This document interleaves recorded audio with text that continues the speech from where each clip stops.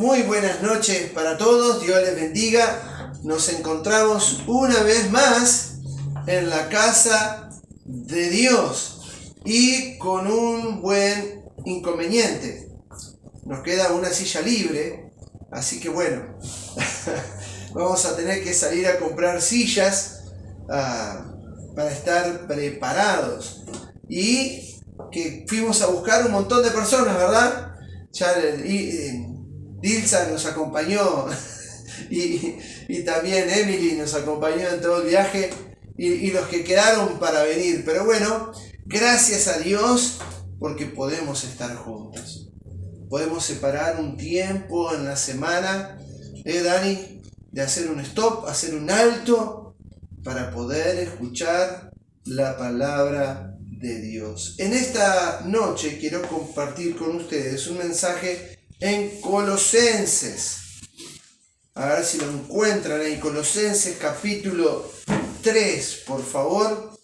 Está Romanos, Corintios, Gálatas, Efesios, Filipenses y Colosenses.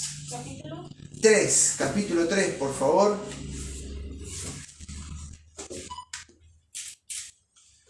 Si podés, Pris, sacar una de acá ahora también, sería bueno.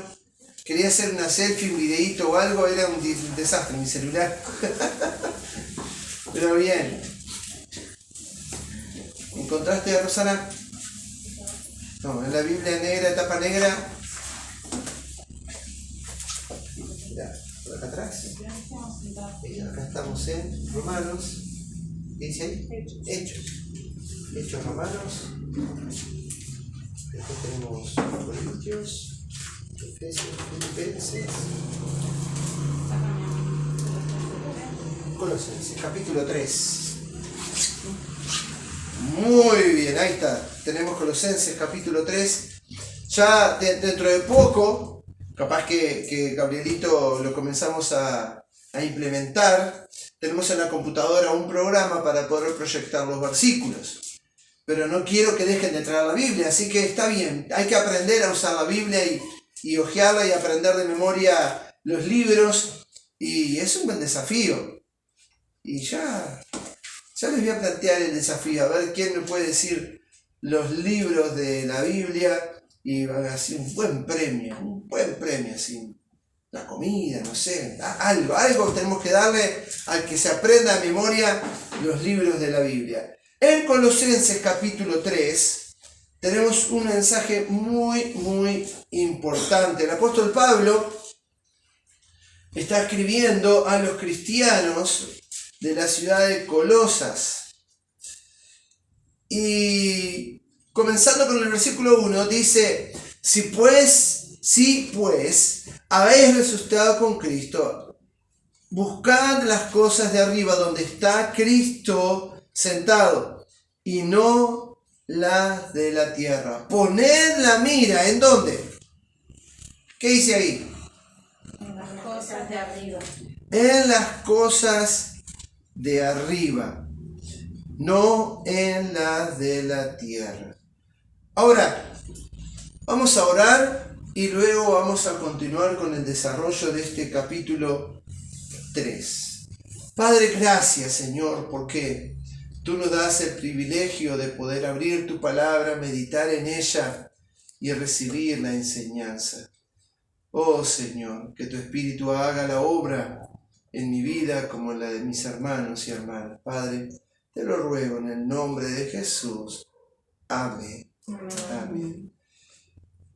Esta carta es un recordatorio, en especial el capítulo 3, a estos hermanos de Colosas, a una ciudad comercial donde había mucha influencia de todos lados, y Pablo escribe a estos hermanos para que recordaran de qué manera deberían realmente vivir.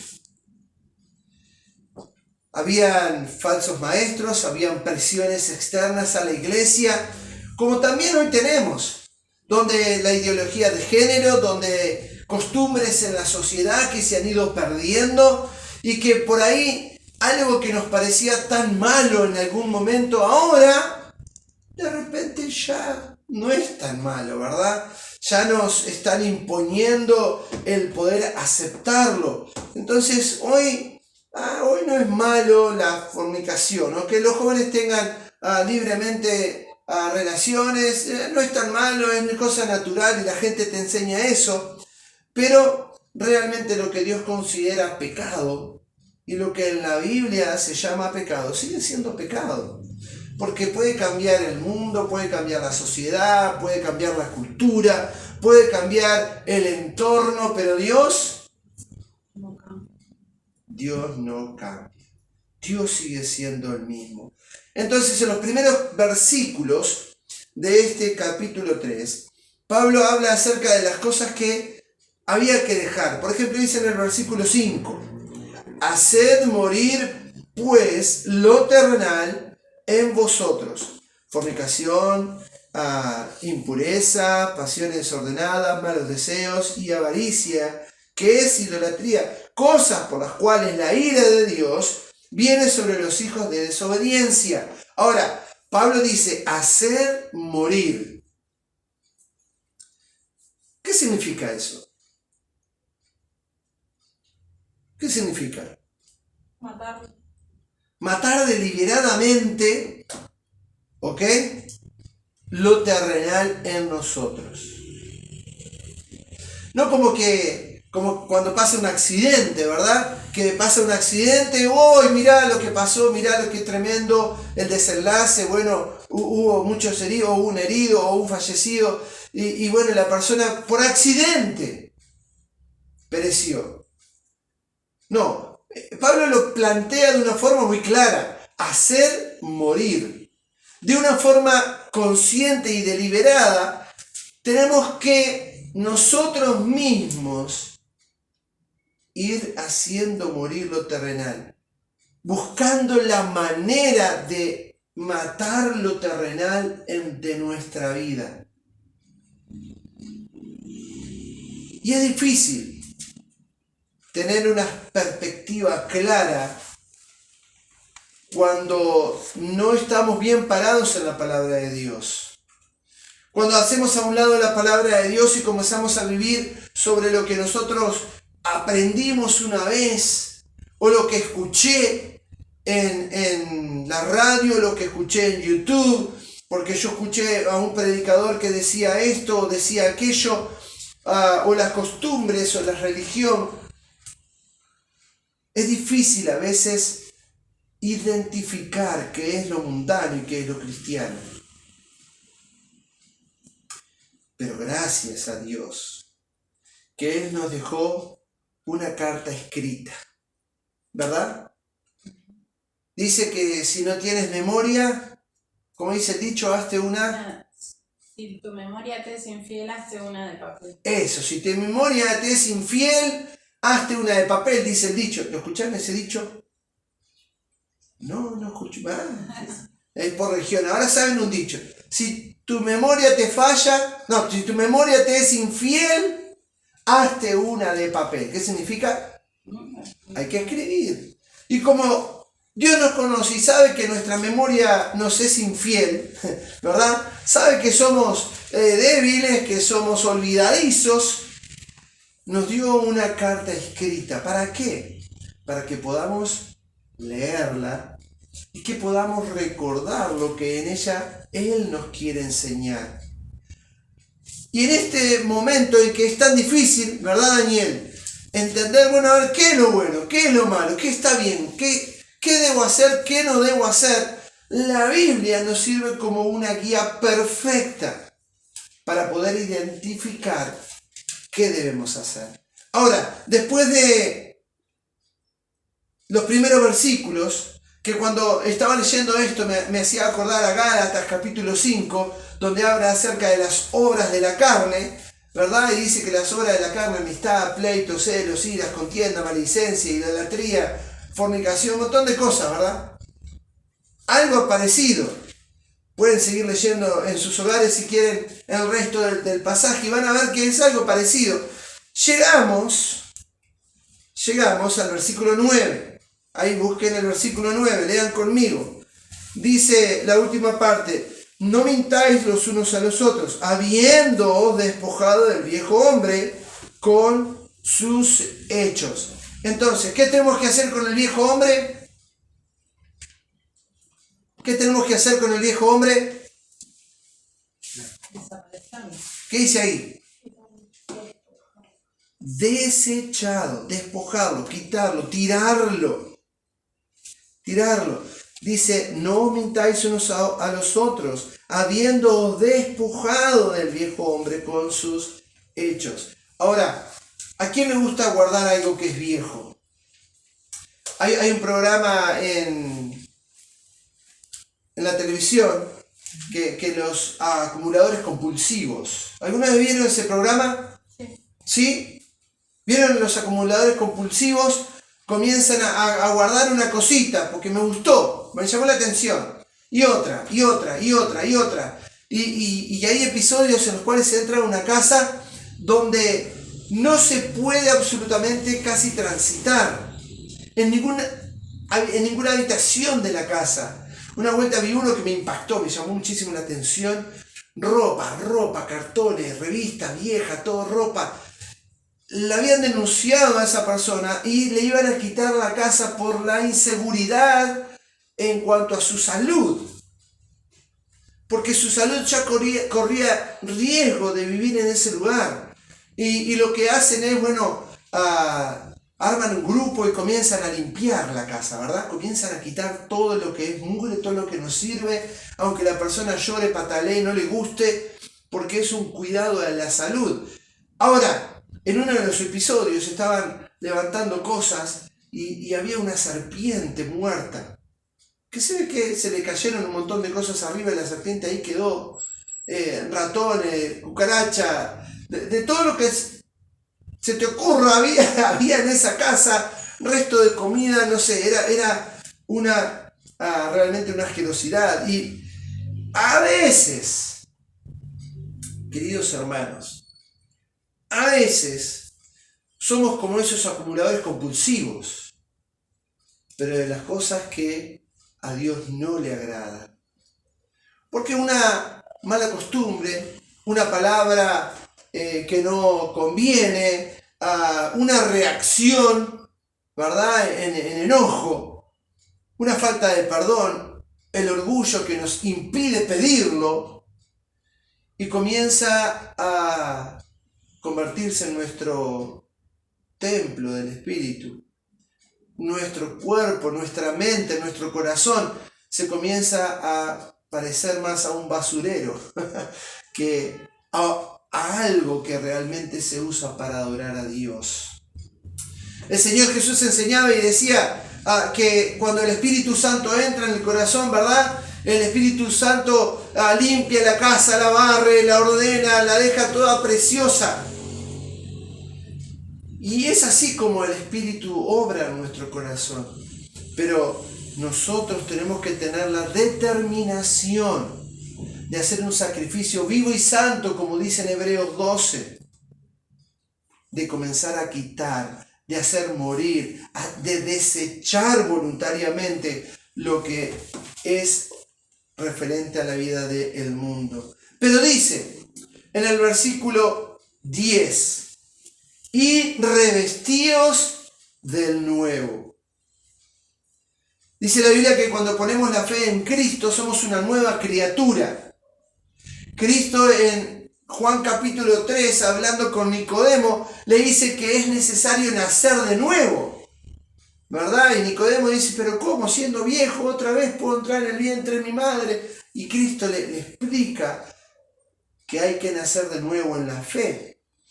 Ahora, siendo una nueva criatura, somos como unos bebitos recién nacidos. Y a ese bebito, ¿qué hay que hacerlo? Comenzar a vestirlo.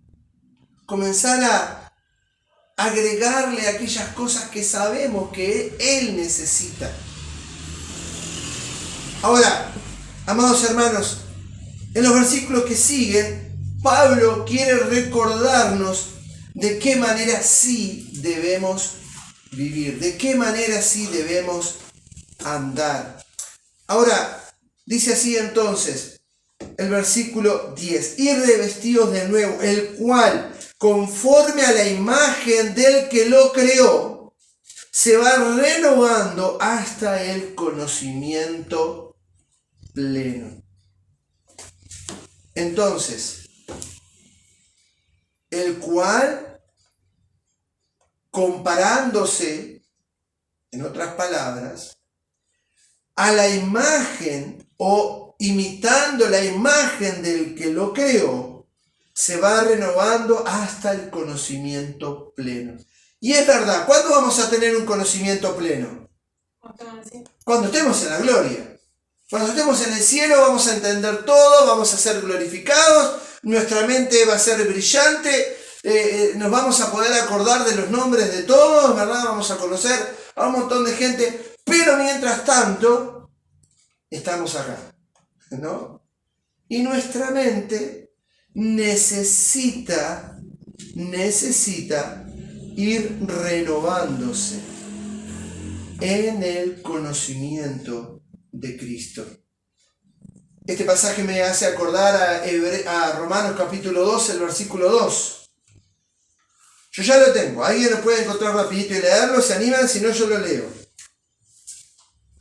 Y lo está diciendo, en este caso, en la carta a los romanos, Pablo le está diciendo algo similar de lo que le está diciendo a la iglesia en Colosas.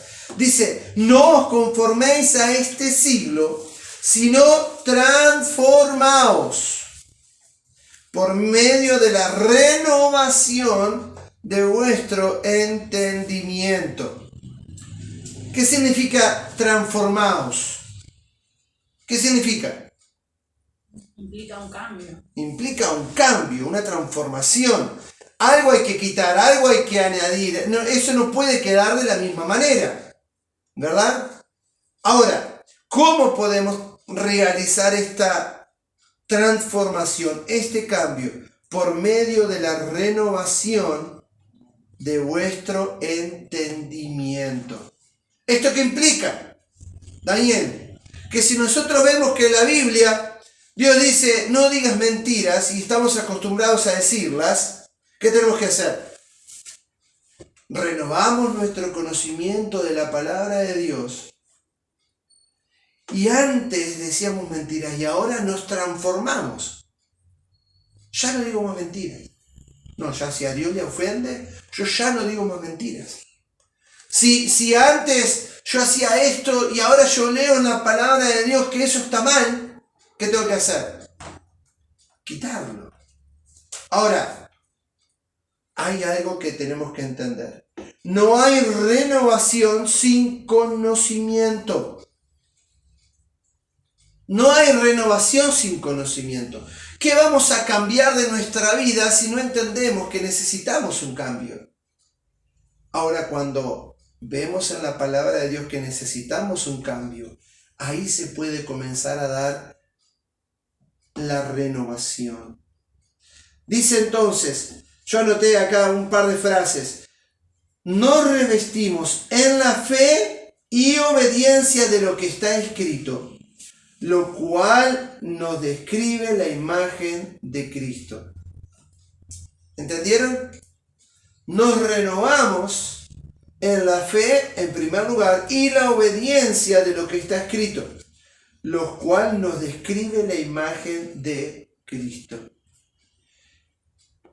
Ahora, es fácil cuando yo me comparo con Daniel, y la tengo con Daniel. Pobre Daniel, no lo dejo tranquilo. Es porque te quiero, Dani. ¿Está bien? Si yo me comparo con Daniel, yo puedo decir, bueno, con Daniel,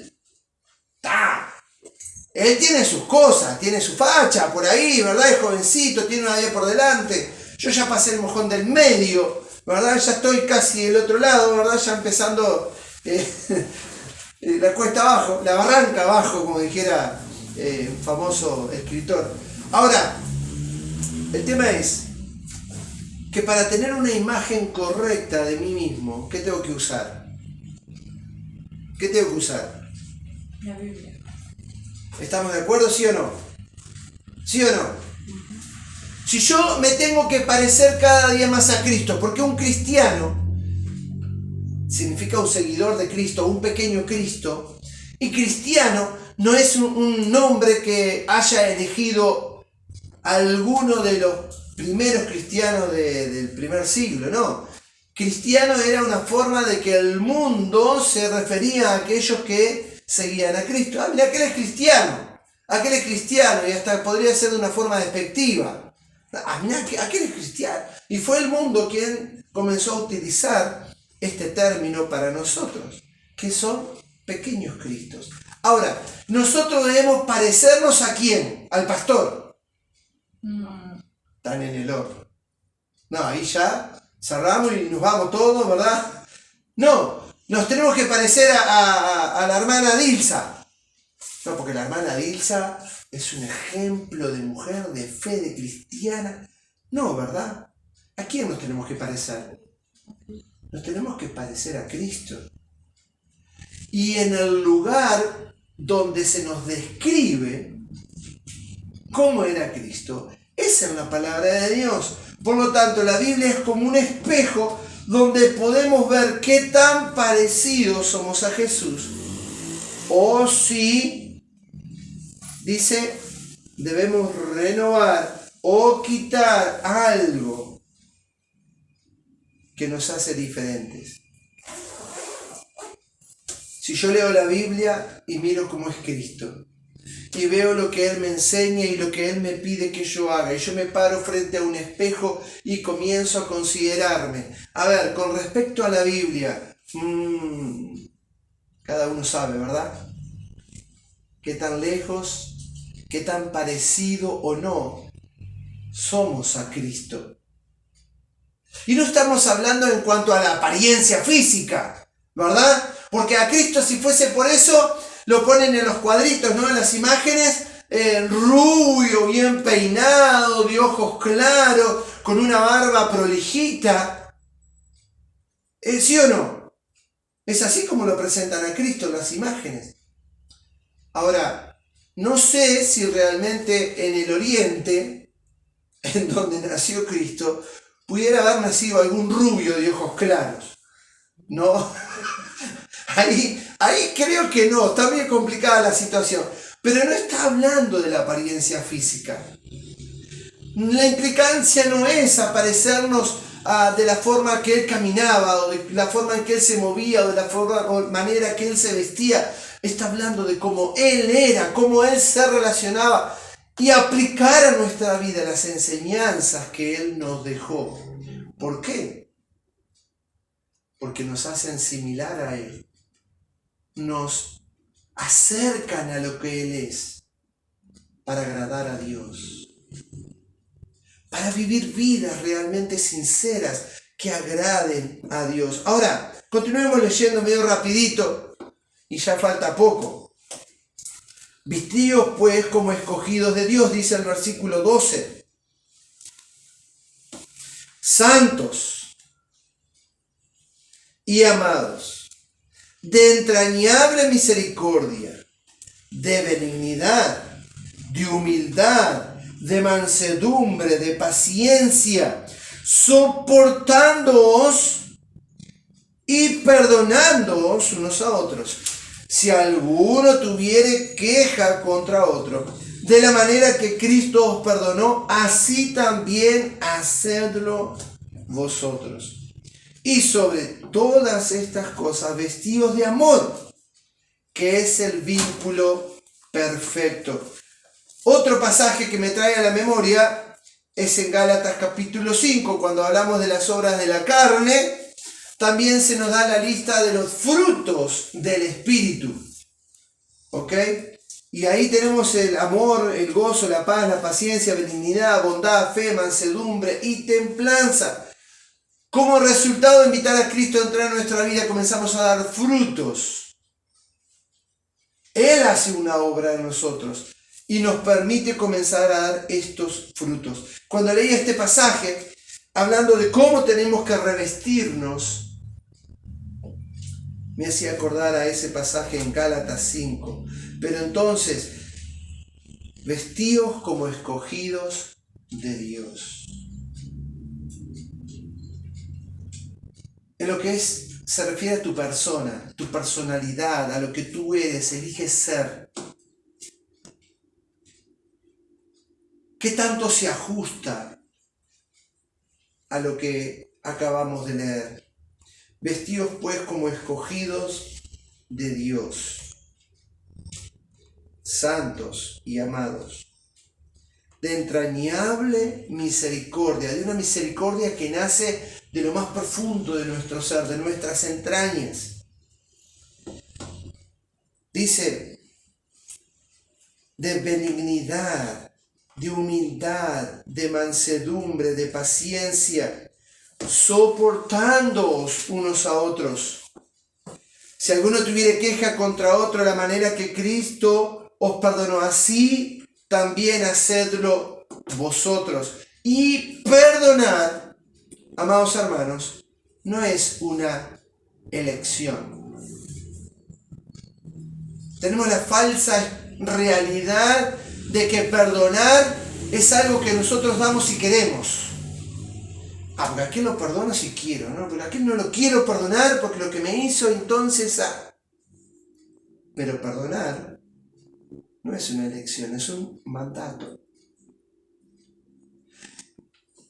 que nos perjudica espiritualmente, porque en Marcos capítulo 11 dice que cuando estés orando, perdonad a los que te os ofenden, dijo el Señor Jesús, porque si tú no perdonas a los que te ofenden, tampoco mi Padre Celestial perdonará vuestras ofensas. ¿Será importante perdonar a los demás? ¿Qué creen ustedes? Yo ofendo a Dios a veces, y más seguido de lo que realmente yo quisiera. Pero a mí me gustaría que cuando le pida perdón a Dios, Él me perdone. ¿Sí o no? ¿No te gustaría que cuando vas a pedirle perdón al Señor, Él te perdone? Bueno, hay que perdonar a los demás. Pero continúa diciendo, y sobre todas estas cosas, vestidos de amor, que es el vínculo perfecto. Y para que entiendan una realidad acerca de el vestirnos, acá hoy estamos algunos bastante abrigaditos, otros no tanto.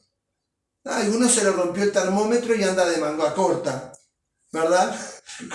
Como Gabriel, que está de camisita de manga corta, él se le rompió el termómetro, es otra cosa. Pero nos vestimos, ¿para qué? ¿Por qué nos vestimos? Obviamente para no andar, para cubrirnos. Y nos vestimos para protegernos. No andamos, ¿verdad? En shortcito y manga corta en pleno invierno a 5 o 3 grados. ¿Sería normal eso? ¿Sería normal? No. Si vemos a una persona así, realmente le miramos como una sombra y decimos, o está repasado de rosca, ¿verdad? O que ya ni siente ni el frío, o realmente esa persona no está bien. Y con la vestimenta a veces logramos proteger nuestro cuerpo, para librarnos del riesgo que nuestro cuerpo puede sufrir. Cuando estamos muertos de calor, ¿qué hacemos? Nos vamos quitando la ropa. Nos vamos quitando y tratamos de andar lo más livianitos posibles. Porque si nos abrigamos cuando hace calor, ¿qué comienza a pasar? Transpiramos un montón. Comenzamos a tener, ¿no? Consecuencias seculares, como que se dice secundarias, ¿no? Y ya no se puede parar nadie al lado nuestro, nos puede venir fiebre y podemos comenzar a tener problemas serios de desnutrición, de deshidratación. Ahora, en este sentido, la vestimenta que Pablo está describiendo también nos protegen.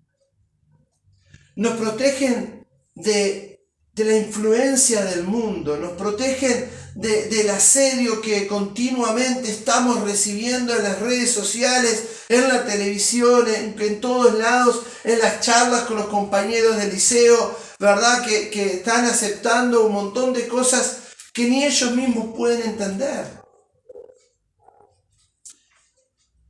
Cada una de estas cosas que estamos describiendo nos protegen espiritualmente.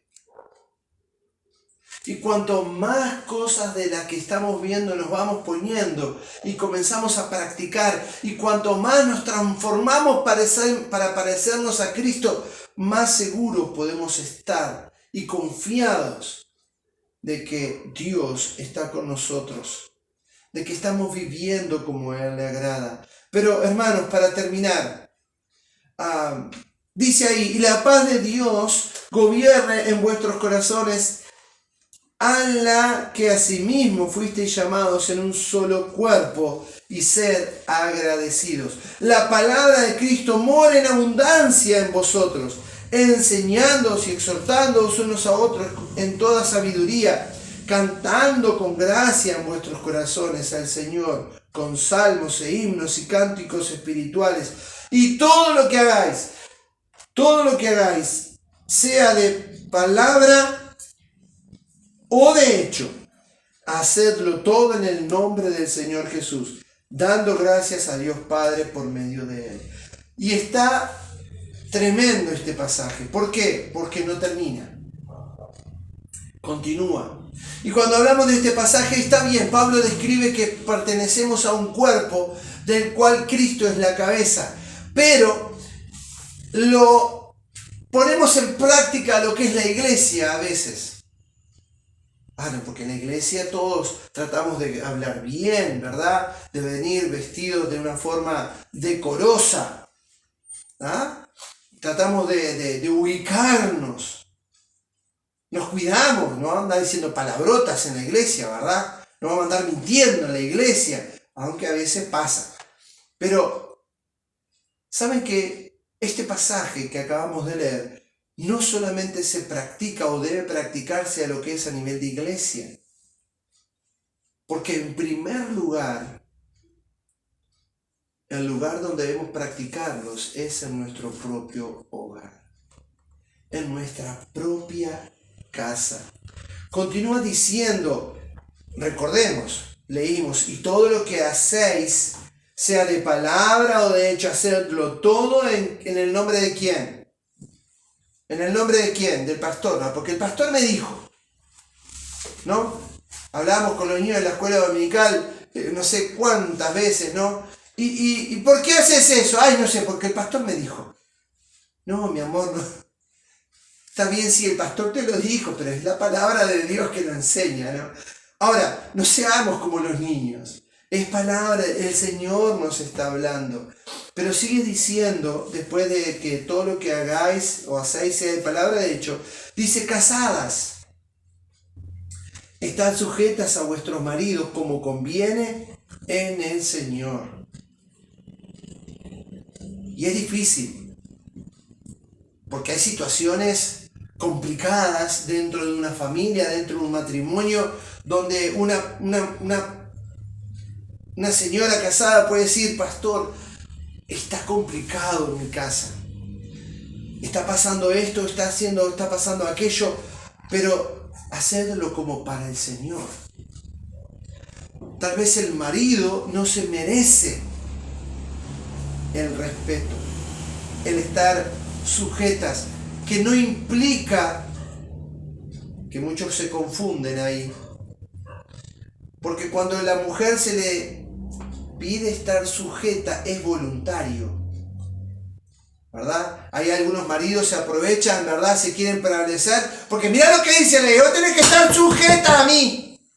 Mira, y ahí quieren prevalecerse y poner la autoridad y exigir y mandar y... No.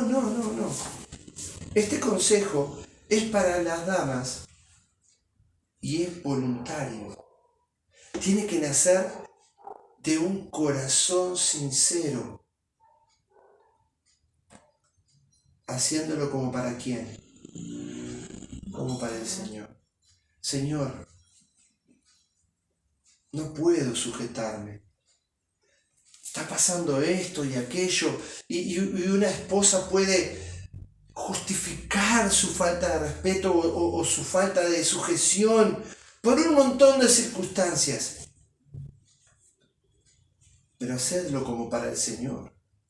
Maridos, amad a vuestras mujeres y no seáis ásperos con ellas. Y este versículo lo voy a poner de fondo de pantalla, ¿verdad? Lo voy a poner de fondo de pantalla para acordarme. Y vieron que a las mujeres no se le pide amar, porque ya la mujer de por sí, por esto de la naturaleza, por ser madre, la mujer ya ama de por sí, ¿verdad? A la florcita, a los animales, al gatito, al perro, ay, que todo. Y la mujer ama. Pero al marido sí se le pide amar. Y qué error cuando un hombre comienza a justificar su falta de cariño, de amor hacia su esposa. Es que yo ya no la amo. Ya no tengo un sentimiento por ella. ¿Qué quiere que haga? Ya no la amo, ya no me atrae. Se puso fea, se puso así, y asá, y ya no. Pero a su vez, como es un consejo de Dios, que la mujer se sujete a su marido, es un mandato del Señor, que el hombre ame a su mujer. Y puede ser difícil, y los hombres podríamos por ahí justificarnos en un montón de cosas, pero debemos hacerlo en el nombre de ¿quién? Del Señor. Padre, no sé qué me pasa, me es difícil. Esto, aquello, lo otro, lo entrego en tus manos, pero Padre, por obediencia a ti lo hago. Lo voy a hacer. Y qué bueno es cuando un hombre permanece firme y ama a su familia y no sale corriendo. Hijos, obedeced a vuestros padres en todo, porque esto agrada al Señor. Y ahí, ¿cuántos son hijos? Ahí todos levantamos la mano, ¿no? Ahora están planteando hacer el día del hijo. ¿Escucharon? No. Ya quieren hacer no solo el día del niño, no solo el día del padre, la madre, el abuelo, sino ahora quieren hacer el día del hijo, como si naciéramos de un repollo, de un huevo, ¿no? Como si no... aquel no es hija, aquel no es hijo. Bueno, quieren plantear el día del hijo. Ahí todos nos regalamos. Ya está la fecha, el 10 de octubre. El 10 de octubre todos vamos a traer algo a la iglesia y nos vamos a regalar entre todos porque es el día del hijo, no importa la edad. Ahora, hijos, obedeced a vuestros padres en todo porque esto agrada a Dios. Pero pastor, usted no conoce a mi papá, a mi mamá. Si usted no conociera, pastor, va a tener ganas de salir corriendo de casa. Porque yo ya no aguanto, porque esto y porque aquello y por lo otro. Pero ¿cómo hay que hacerlo? En el nombre del Señor. Nuestras vidas son un instrumento para glorificar a Dios. Y cuando nosotros entendemos nuestra flaqueza y entendemos nuestra falta de fuerzas o de disposición y le rogamos al Señor, Señor, lo quiero hacer, pero para ti, para darte la gloria y la honra a ti. Eso va a traer una consecuencia en todos los que nos rodean. Siervos, obedeced en todo a vuestros amos terrenales, no sirviendo al ojo como a los que quieren agradar a los hombres, sino con corazón sincero, temiendo a Dios. Y todo lo que hagáis, otra vez, repitiendo lo mismo, y todo lo que hagáis, hacedlo de corazón como para el Señor y no para los hombres, sabiendo que del Señor recibiréis la herencia. Sabiendo que del Señor recibiréis la recompensa de la herencia, porque a Cristo el Señor servís. Porque a Cristo el Señor servís. Entonces, para terminar, ahora sí, Miren, cierro la Biblia. Ahí está. En primer lugar, ¿qué tan vestidos estamos del Señor? ¿Qué tan revestidos? ¿Qué tan transformados? ¿Qué tan cambiados estamos con respecto a lo que el Señor pide de nosotros?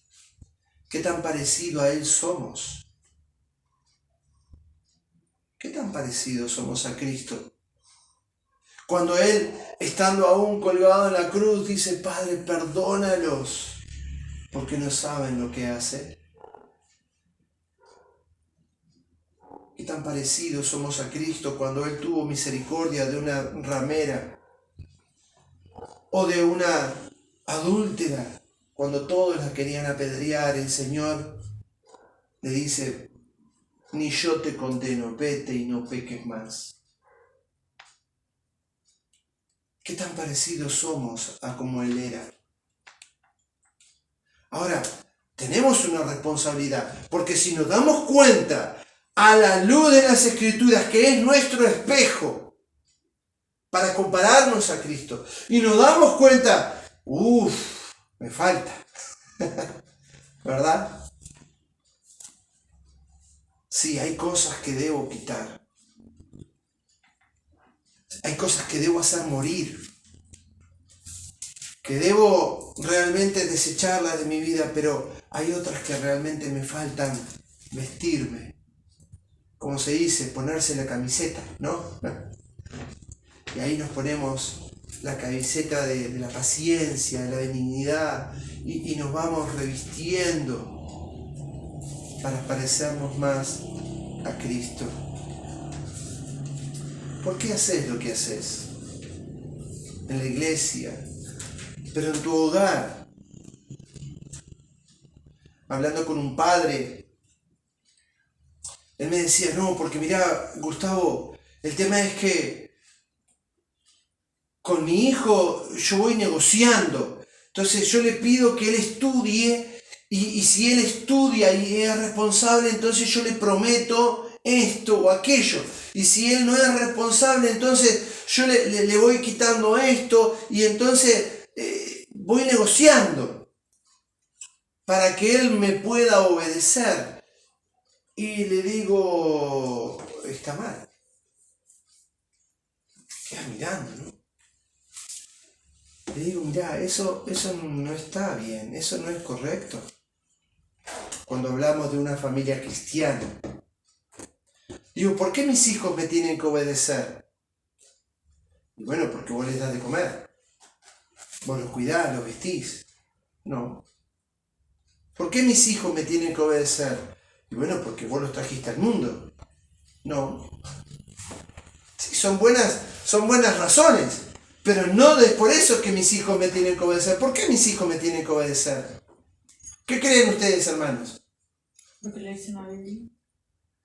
Porque es lo que Dios pide. Es lo que a Dios le agrada. No es una negociación. Y cuando ellos entienden en la palabra de Dios que deben agradar a Dios antes que a mí, entonces van a estar dispuestos a obedecerme para agradarlo a Él. Es lo mismo a todo nivel de la familia, porque debemos glorificar al Señor en lo que hacemos y en lo que decimos. Vamos a terminar con una palabra de oración. Bendito Dios, gracias por la obra del Espíritu. Gracias por poder escuchar tu palabra y ser desafiados, Padre Santo, desafiados a la obediencia y a vivir vidas que te agraden a ti. Por favor, bendito Dios, haz la obra en nuestras vidas y que la gloria sea solo para ti, en el nombre de Jesús. Amén. Y amén. Que el Señor les bendiga.